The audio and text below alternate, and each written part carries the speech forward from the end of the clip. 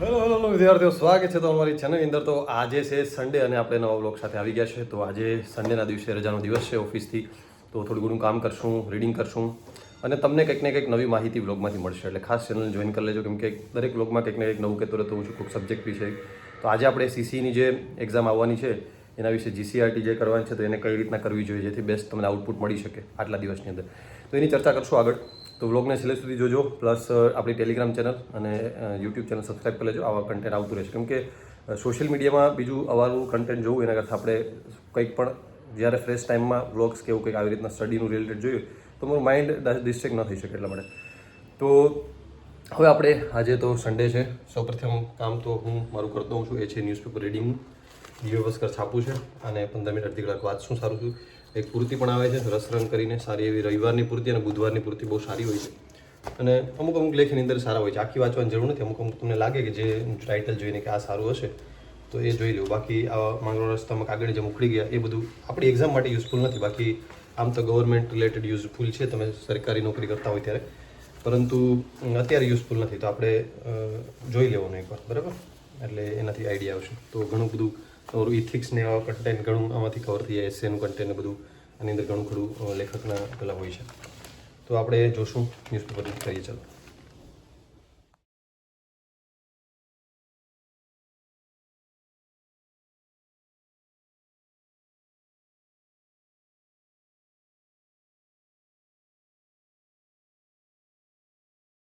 તો આવતીકાલથી આપણી સ્ટડી બ્લોક જીપી એપ્લિકેશનની અંદર જીસીઆરટીની જે ટેસ્ટ સિરીઝ છે એ ચાલુ થાય છે.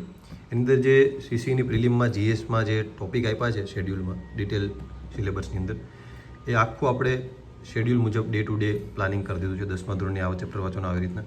તો આખી શેડ્યુલ છે એની અંદર, એ મુજબ ટેસ્ટ આપણે અપલોડ કરશું, બરાબર?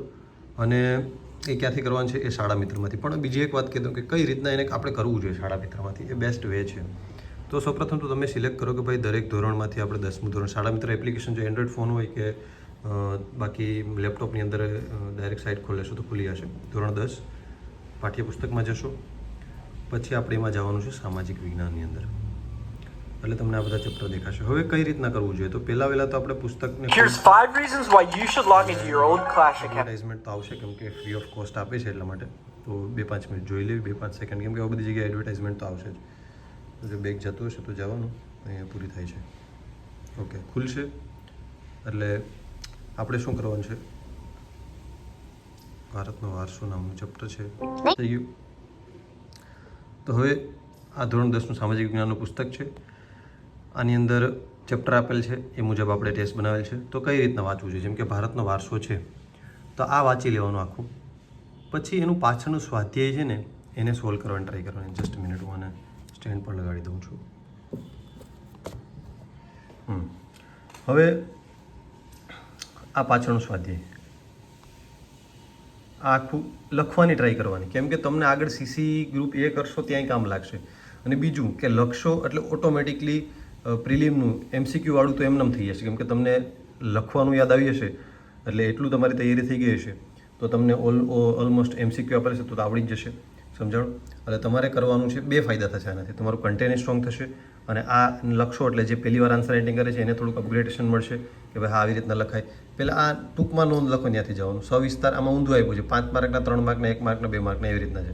આપણે ઊંધું કરવાનું. પહેલાં આર્ય પ્રજાતિ ક્યાં ને ક્યાં ઓળખાય છે તો આવડે તો લખવાનું, બાકી થોડુંક વિચારવાનું, પછી લખી દેવાનું. આમાંથી જેટલા પ્રશ્નો આવડે બાકી પછી પાછું જોઈ લેવાનું. એની અંદર આપણે 10મા ધોરણમાં જ્યારે સ્કૂલમાં હતા સ્વાધ્યાય પોથી પૂરતા, બસ એ રીતના આનું કરવાનું છે, જેથી તમને બેઝિક આન્સર રાઇટિંગ અહીંયાથી ખબર પડશે. એ પ્રિલિમ સાથે આટલું થઈ જશે. પછી મેન્સ પ્રિલિમ પતે પછી તો આપણે મેન્સની આન્સર રાઇટિંગ જે કરશું એ તો અલગથી કરવાની જ છે, પણ ત્યારે પછી તમે બેઝિકથી ચાલુ કરશો તો તમારી પાસે સમય નહીં હોય. એટલે અત્યારે તમે બેઝિકથી પહેલાં આ બધી વસ્તુ કરી લેશો ને ત્યારે પછી ડાયરેક્ટ તમે ક્વેશ્ચન આન્સર કરશો તો પણ ચાલશે. સમજાણું? એટલે એમાં ઘણા વિષય હજી એડ થશે. આની અંદર એટલા વિષય નથી, પણ તોય આપણે આન્સર રાઇટિંગનો આવડી જાય પહેલાં, સાવ બેઝિક ન કરવું પડે. એટલે આ રીતના બધા ચેપ્ટરની પાછળ જે આપેલ છે એ દરેક કરતા જવું, આખું થઈ જાય. આપણે જે ટેસ્ટમાં આપેલ છે તો એ 8-10 પેજ વધીને હશે, અમુકમાં 11-12 પેજ હશે, પણ બહુ વધારે ના કહેવાય. તો આ બધી કરી લેવું. જો આવો પ્રશ્ન બેઠો પૂછાઈ શકે કે ભાઈ કથકલી નૃત્ય વિશે સમજ આપો, એ કોઈ પણ નૃત્ય વિશે આવી રીતના પૂછી શકે. તમારે બધા નૃત્ય વિશે ખબર હોવી જોઈએ. વારસાની માટી કલા સમજાવો, બેઠો પ્રશ્ન આવો પૂછાઈ શકે છે તમને સીસી ગ્રુપ એની અંદર. પછી આ બધા એમસીક્યુ તો ખાસ કરી લેવા, બરાબર? એ એમસીક્યુમાંથી કદાચ બેઠા એમસીક્યુ પૂછવાની સંભાવના છે. એટલે આ રીતના તમારે દરેક ચેપ્ટર દરેક ટોપિકને કરી લેવાના છે અને એની જો ટેસ્ટ સિરીઝ આપવી હોય તો આપણી એપ્લિકેશનની અંદર તમને મળી જશે, બરાબર. એટલે આની અંદર નવા જૂના બધી જો આમાં અપડેટ 2026નું બદલાણું છે, જેટલા અપડેટ પુસ્તકો આવ્યા છે બધા મળી જશે તમને. ગુજરાતી, ઇંગ્લિશ પણ આમાંથી કરવું હોય તો કરી શકો, પણ ઇંગ્લિશ આ તો કન્ટેન્ટ થઈ જાય, ઇંગ્લિશ આમાંથી ન કરો ચાલે. ઇંગ્લિશને બધું ક્યાંથી કરવું એના પર આપણે અલગથી એક વિડીયો ઓલરેડી બનાવેલ છે, તો પણ એકવાર બનાવી દઈશું એટલે તમને આઈડિયા આવે. તો હું અત્યારે કરીશ આધુનિક ભારતના ઇતિહાસનો ટોપિક છે ભારતમાં યુરોપિયન પ્રજાનું આગમન, અને ટોટલ આના 6 પેજ છે અને પછી એને આપણે સ્વાધ્યાય કરશું. એટલે મારે પણ આગળ જો મેન્સ આવે તો રિલેટેડ લેખિતની તૈયારી પણ થઈ જાય અને કન્ટેન્ટ પણ થઈ જાય. એટલે આપણે આ જે કરશું કેટલી વાર લાગે છે અને આન્સર રાઇટિંગમાં ક્યાં તકલીફ પડે છે આપણે આગળ જોઈએ.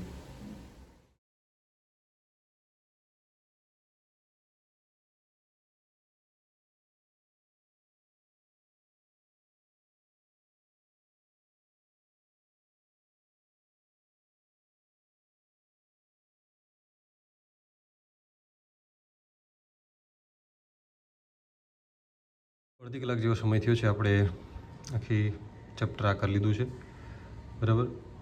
અને કોઈ પણ પ્રાઇવેટ પબ્લિકેશનનું પુસ્તક વાંચો પણ એકવાર જીસીઆરટી વાંચવી જરૂરી છે, એકવાર વાંચી લેવી જોઈએ. ભલે તમે આખું કન્ટેન્ટ પ્રાઇવેટ પબ્લિકેશનમાંથી કર્યું હોય, મેં પણ જીસીઆરટી બધી વાંચી નથી, પણ આની અંદર મસ્ત સરસ મજાનું સમજાવેલું હોય છે લાઇન ટુ લાઇન. એવી રીતના આપણે પ્રાઇવેટ પબ્લિકેશનમાં ન સમજાવેલું હોય. ભલે પ્રાઇવેટ પબ્લિકેશનમાંથી પૂછાતું કદાચ વધારે હોય આને કરતાં 2-5 માર્ક, પણ આ એક સમજવા માટે બેસ્ટ છે. તમે એકવાર આખું વાંચી લો ને તો મસ્ત સમજે, એકદમ સરસ મજાના પેલામાં આપેલું છે અને બહુ સરસ આપેલ છે. અમુક વસ્તુ જે આપણે પ્રાઇવેટ પબ્લિકેશનમાં સ્કીપ થઈ જતી હોય, વાર્તા જેવું હોય, તો એ તમને ઘણીવાર આની અંદર શીખવા મળે. એટલે એકવાર તો આ વાંચવું જ જોઈએ, એનાથી તમને આઈડિયા આવશે અને લેખન કળામાં તો ખૂબ યુઝ થશે. એટલે મેં પણ આ વાંચી લીધું છે.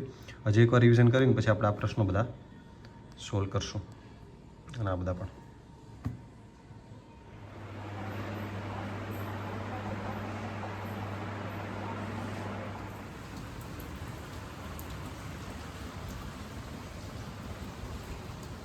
તો મસ્ત વરસાદની અંદર ચા નાસ્તો અને રિવિઝન કરીએ છીએ, પછી આપણે થોડુંક આન્સર રાઇટિંગ કરશું.